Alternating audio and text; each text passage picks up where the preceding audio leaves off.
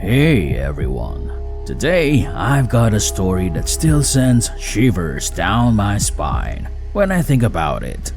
This is the tale of a terrifying encounter with a Ouija board that happened to me and a group of friends a few years ago. I've always been a skeptic when it comes to the supernatural, but this experience made me question everything. It was a typical Friday night, and my friends and I were looking for something different to do. We'd heard rumors of a haunted abandoned house just outside of town.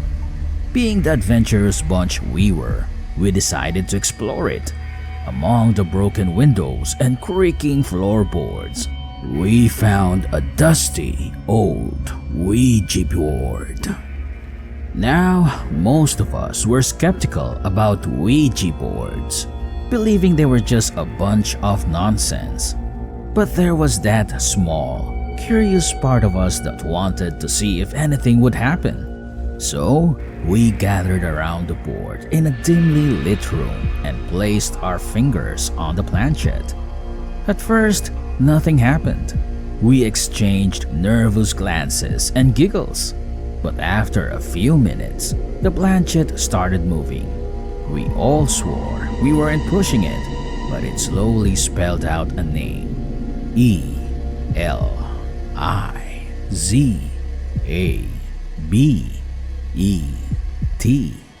Elizabeth. None of us knew an Elizabeth, so we asked who she was. The planchette continued to move, spelling out chilling messages like DANGER and HELP.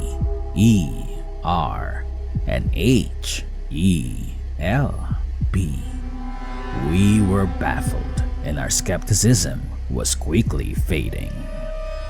It got worse. The messages seemed to suggest that Elizabeth had died in the house we were in. She claimed she was trapped, and her tone became increasingly desperate.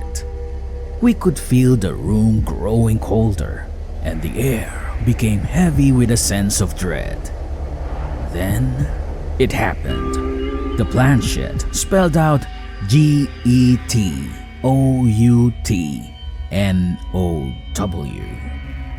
Just as those letters were revealed, the lights flickered and went out.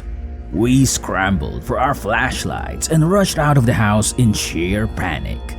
We never went back to that house, and we never touched another Ouija board.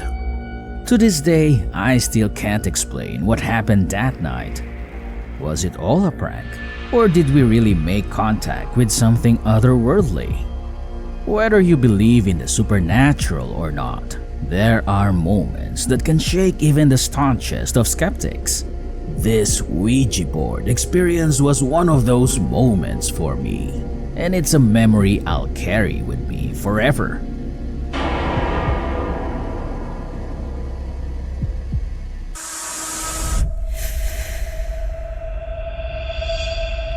The Ouija board experience. I've always been a bit of a skeptic, but I've always been open to the possibility of the paranormal. I had heard stories about Ouija boards, but I never really believed them. That all changed one night when I was with my friends. We were bored, so we decided to play with a Ouija board. We set it up on a table in my living room and put our fingers on the planchette.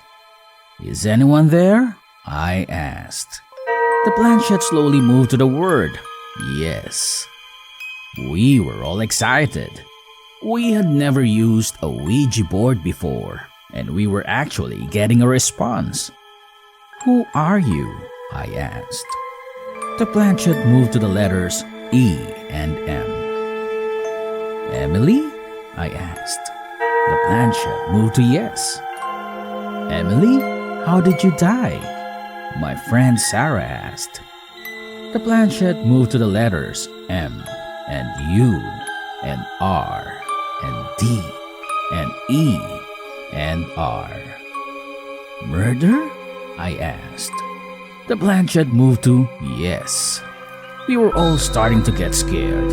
We had accidentally contacted a murdered ghost. "Emily, do you want to hurt us?" I asked. The planchette moved to no. "Then why did you contact us?" my friend Michael asked. The planchette moved to the letters H and E and L and P. "Help?" I asked. The planchette moved to yes. "Emily, how can we help you?" I asked. The planchette moved to the letters F and I and N and D and M and E. "Find my body?" I asked. The planchette moved to yes. We didn't know what to do. We were all scared, but we also felt sorry for Emily. We wanted to help her. "We'll try to find your body, Emily," I said. "But you have to promise us that you won't hurt us." The planchette moved to yes. We ended the Ouija board seance and started to do some research. We found out that Emily had been murdered in our house many years ago. Her body had never been found. We spent the next few days searching for Emily's body. We searched the house from top to bottom, but we couldn't find anything. We were starting to lose hope when we got a call from the police. They had found a body in a shallow grave in the woods behind our house. It was Emily's body. We were all devastated. We had tried to help Emily, but it was too late. We never played with a Ouija board again.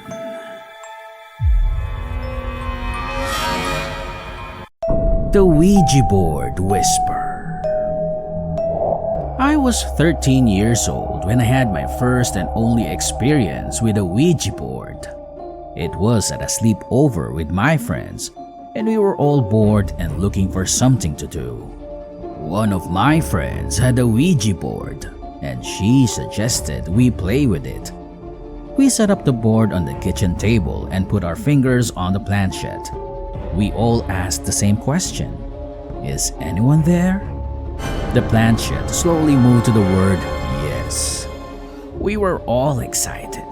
We had never used a Ouija board before, and we were actually getting a response. We asked the spirit to identify itself, and it spelled out the name Emily. We asked Emily how she died, and she spelled out the word murder.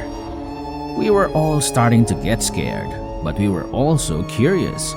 We asked Emily who had murdered her, and she spelled out the name of one of my friends. We were all shocked. We couldn't believe that the spirit was accusing one of our friends of murder. We asked Emily why she had accused our friend, and she whispered in my ear, "Because it's true." I was so scared that I jumped up from the table. I told my friends that I wanted to stop playing, but they wanted to keep going. We asked Emily more questions, but she wouldn't answer them. She just kept whispering in my ear, "It's true." I couldn't take it anymore. I ran out of the kitchen and into the living room. I sat down on the couch and covered my ears. I could still hear Emily whispering in my ear, "It's true. It's true." I sat there for a long time, too scared to move.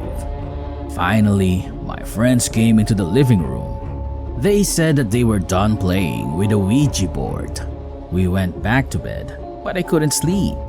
I kept hearing Emily whispering in my ear, "It's true. It's true." I never played with the Ouija board again. I don't know if Emily was a real ghost or if it was just my imagination, but I know that I heard her whispering in my ear that night, and I know that she said, "It's true."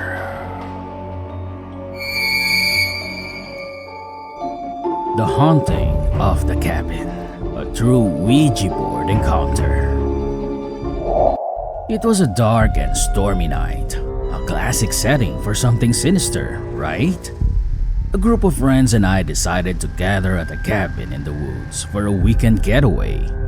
The cabin had always given off an eerie vibe, but we were more excited about the adventure than scared. Now, I should mention that I'm a firm believer in science and have always been skeptical about anything supernatural. But of course, I had friends who thought otherwise, and they brought along a Ouija board for some spooky fun. As the night wore on and the storm raged outside, we gathered around a dimly lit room. The Ouija board was placed on a table, and we all placed our hands on the planchette. We started by asking simple questions like, "Is there anyone here with us?" At first, nothing happened. We laughed it off and accused each other of moving the planchette deliberately. But then, it started to move on its own. It spelled out the name S-A-R-A-H. None of us knew a Sarah, and our laughter turned into puzzled silence. As we continued to ask questions, the messages took a dark turn. "Help me," it spelled out. "He's coming." A chill ran down our spines as the room seemed to grow colder. The shadows on the walls danced ominously, and we all felt an overwhelming sense of dread. And then, the room descended into chaos. Objects started moving on their own, and a bookshelf fell over with a thunderous crash. Panic set in, and we all bolted for the door, leaving the Ouija board behind. We never went back to that cabin after that night, and the Ouija board was never mentioned again. To this day, I can't explain what happened, but that experience made me a believer in the unexplainable. So, whether you're a skeptic like I used to be or someone who believes in the supernatural, there are moments in life that make you question everything. This was one of those moments for me.